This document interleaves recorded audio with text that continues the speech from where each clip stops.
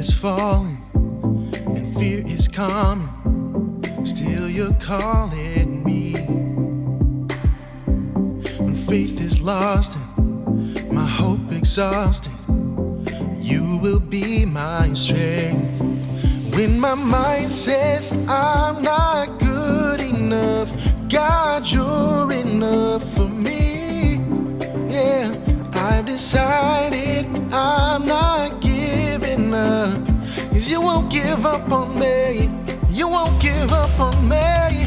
Your love is holding on and it won't let go. I feel it breaking down like an echo. Your love is holding on and it won't let go. I feel it breaking down like an echo in my soul.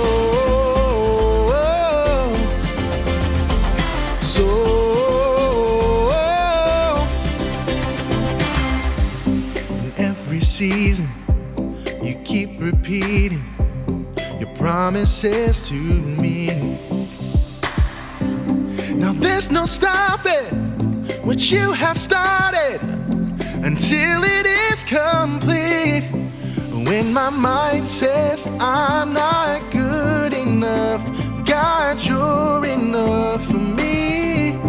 Yeah, I've decided I'm not giving up, 'cause you won't give up on me. You won't give up on me. Your love is holding on and it won't let go. I feel it breaking down like an echo. Your love is holding on and it won't let go. I feel it breaking down like an echo in my soul.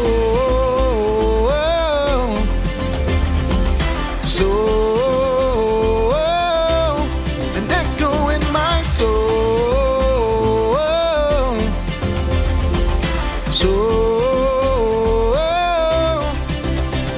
When my mind says I'm not good enough, God, you're enough for me.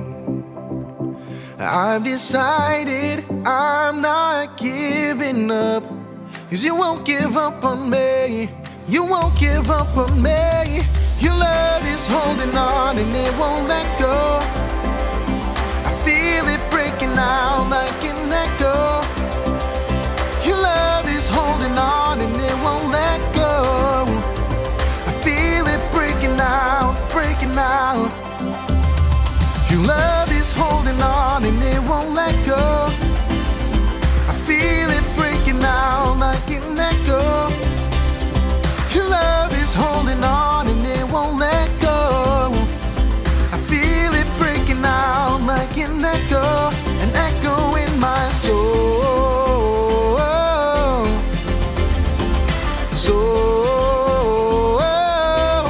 An echo in my soul.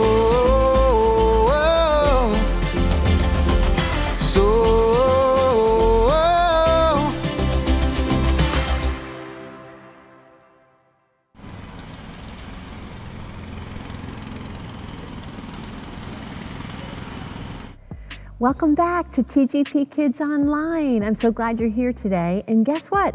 Today is going to be our last video for a little while. But it's exciting news. This weekend, we get to come back to church. This Saturday night at 6 and then Sunday at 11, we can start coming back into the worship center together. We won't have kids ministry back in our kids wing, but you're going to be able to sit here with your parents and we can all be together and we can sing and we can worship and have a really great time. So I'm super excited to see all of you and I hope you can all come this weekend. But today is our last series, our last lesson in our construction series. So we're going to get right to that. Okay, now, when you were spending all this time at home since March, which is a very long time, did you do some things that you haven't done before? Like, did you ride your bike more? Did you watch different TV shows or movies that you had never seen before that you really liked? Maybe you started cooking or baking. Maybe you started doing arts and crafts that you hadn't tried before. Was there something that you tried that you really enjoyed? Well, something my family does is we love to do projects. So we love to watch any of the TV shows that are kind of a fixer-upper type of show, where you take something that's old and broken and you make it into something beautiful. And we do a lot of that at our house. We love those kind of shows. So I brought something with me today. Does anyone know what this is? And what would be used for in those kind of shows that I watch with my family? Anyone know what this is? Did you guess a sledgehammer? It's a sledgehammer. Now, they can be very, very powerful, can't they? Do you know what they're used for? Well, they're used if you have to knock down a wall, or if you have to knock out a window, if you have to knock down something that we can use a bit of force with. And we use sledgehammers with that. Sometimes people leave their old houses or old buildings and they walk away and they just leave them there and they just get old and awful looking.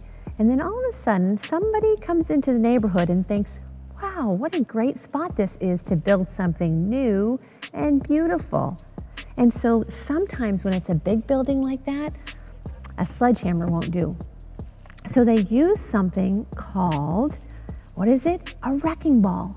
A wrecking ball, do you know what that is? Have you ever seen a wrecking ball on a construction site? They're really amazing to watch. It's a huge big ball and it's super, super heavy, and it is held up by a very strong crane and a strong chain that sways it back and forth. And that wrecking ball comes in and smashes down a building really with ease. And it falls down pretty quickly. But that's just another way on our construction site that we use different things to bring stuff down. You know what? Sometimes before we start into a new building, like the first time before we put paint on a wall, before we bang a nail into something called a demolition has to start. And the demolition is when we use our sledgehammer or our wrecking ball. That's called a demolition, when we demolish something altogether. Well, there's all different kinds of demolitions. But today in our Bible study, we're going to learn about a wall that needed to come down. And there's a lot of different battles and things we read about in the Bible, isn't there? But this is a wall, and it was in Jericho, and this wall needed to come down. So do you think they used their sledgehammers and knocked it down? Do you think they used a wrecking ball back then? Do they think they had something like that? Well, let's get into our story and find out how they brought that wall down. Okay, boys and girls, we need to get our Bibles now, and we're going to turn to the book of Joshua. That's in the Old Testament, and it's Genesis, Exodus, Leviticus, Numbers, Deuteronomy, Joshua. We're going to turn to chapter 6, and we're going to read verses 1 through 20. Joshua 6, verses 1 through 20. Now Jericho was tightly shut up because of the Israelites. No one went out and no one came in. Then the Lord said to Joshua, "See, I have delivered Jericho into your hands along with its king and its fighting men. March around the city once with all the armed men. Do this for 6 days. Have 7 priests carry trumpets of ram's horns in front of the ark. On the 7th day, march around the city 7 times with the priests blowing the trumpets. When you hear them sound a long blast on the trumpets, have all the people give a loud shout. Then the wall of the city will collapse, and the people will go up, every man straight in." So Joshua, son of Nun, called the priests and said to them, "Take up the ark of the covenant of the Lord, and have 7 priests carry trumpets in front of it." And he ordered the people, "Advance, march around the city with the armed guard going ahead of the ark of the Lord." When Joshua had spoken to the people, the 7 priests carrying the 7 trumpets before the Lord went forward, blowing their trumpets, and the ark of the Lord's covenant followed them. The armed guard marched ahead of the priests who blew the trumpets, and the rear guard followed the ark. All this time the trumpets were sounding. But Joshua had commanded the people, "Do not give a war cry, do not raise your voices, do not say a word until the day I tell you to shout. Then shout." So he had the ark of the Lord carried around the city, circling it once. Then the people returned to camp and spent the night there. Joshua got up early the next morning, and the priests took up the ark of the Lord. The 7 priests carrying the 7 trumpets went forward, marching before the ark of the Lord and blowing the trumpets. The armed men went ahead of them, and the rear guard followed the ark of the Lord, while the trumpets kept sounding. So on the 2nd day they marched around the city once and returned to the camp. They did this for 6 days. On the seventh day, they got up at daybreak and marched around the city 7 times in the same manner, except that on that day they encircled the city 7 times. The 7th time around, when the priest sounded the trumpet blast, Joshua commanded the people, "Shout, for the Lord has given you the city. The city and all that is in it are to be devoted to the Lord. Only Rahab the prostitute and all who are with her in her house shall be spared, because she hid the spies we sent. But keep away from the devoted things, so that you will not bring about your own destruction by taking any of them. Otherwise, you will make the camp of Israel liable to destruction and bring trouble on it. All the silver and gold and the articles of bronze and iron are sacred to the Lord and must go into his treasury." When the trumpet sounded, the people shouted, and at the sound of the trumpet, when the people gave a loud shout, the wall collapsed. So every man charged straight in, and they took the city. Wow, isn't that exciting?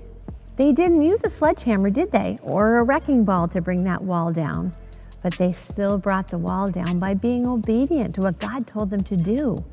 Now you see, God was leading the Israel people to the promised land. And this land was rich and fertile land that they knew they had to get to. The city of Jericho was on its way right to that land. And when you looked at that wall, people thought, oh no, we can't get through there. But God used the opportunity to show everyone what his power was during this situation. Now, he didn't use a battle. He didn't use people going to war, knocking down that wall in the normal way that you think he would, did he? He used a really special way in that story to bring down those walls. And it really made all the people be obedient to what they had to do to see the power of God. Now, the story of Jericho is a simple story in the Bible, but as all the stories in the Bible we have, there's usually a main idea as well that we have to learn about, isn't there? Now, this could be one of obedience for sure, because they obeyed and they saw great results. But you know what? Sometimes God can tear down walls that we can't tear down. Now, I want to talk about another demolition. I want to talk about sin and the demolition that has to take place with this sin in our lives.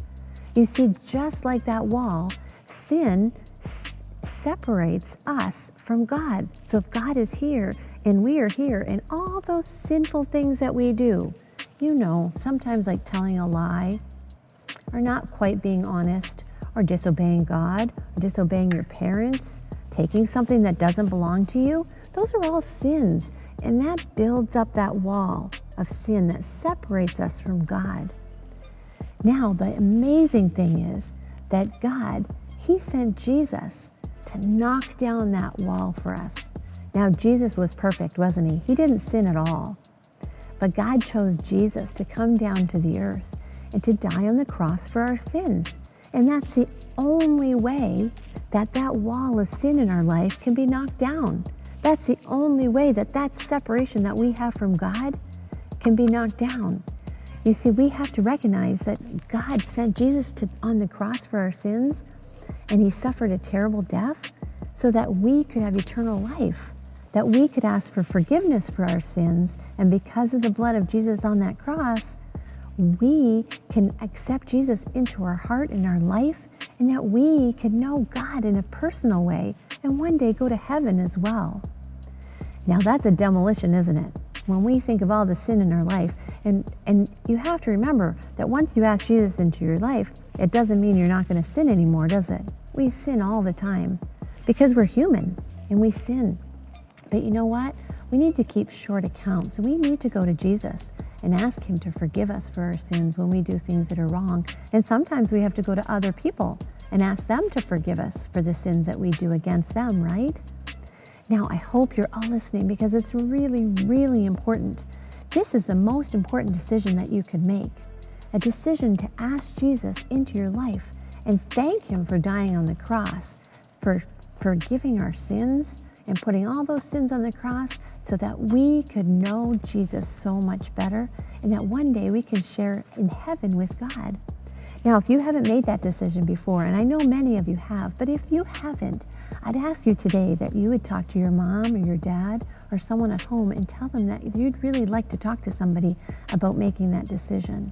It's just a simple prayer to ask Jesus into your life and ask for forgiveness, but it's the biggest decision you can ever make. So I hope you do that. And please do tell me that you do. I have a special book for you too that we can go through.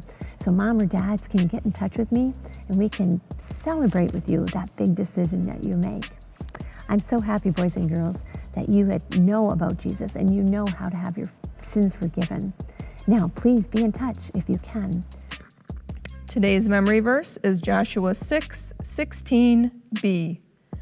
Joshua commanded the people, "Shout, for the Lord has given you the city."